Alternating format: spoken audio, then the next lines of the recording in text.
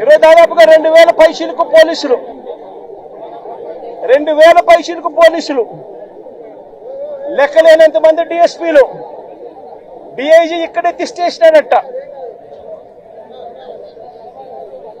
నాకు ఆశ్చర్యం అనిపించింది. అసలు వీళ్ళంతా కూడా నా సెక్యూరిటీ కోసం కాదు, వీళ్ళంతా జగన్ వస్తా ఉన్నాడు అని అంటే జగన్ ను చూడడానికి అభిమానులు ఎవరైనా వస్తారేమో, ఆ అభిమానులను ఆపడం కోసం ఇంతమందిని ఉపయోగిస్తా ఉన్నారు. మాజీ ముఖ్యమంత్రి పులివెందుల ఎమ్మెల్యే ఈరోజు బయటికి వెళ్తే ఎనీవేర్ బిట్వీన్ 1000 నుంచి 3000 మంది పోలీస్ సోదరులు ఓడిపోయి వస్తారు. ముఖ్యమంత్రి గారు వెళ్తే కూడా అంత భద్రత ఇవ్వట్లేదు మేము. మళ్ళీ రెగ్యులేట్ చేస్తేమో ఆపారంటారు, రెగ్యులేట్ చేయకపోతేమో రేపు వదిలేమంటారా?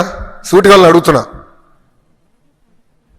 1000 మంది ఎవరు ఉండరు రేపు ఆయన ప్రోగ్రామ్, హాయిగా వెళ్ళిపోతారు.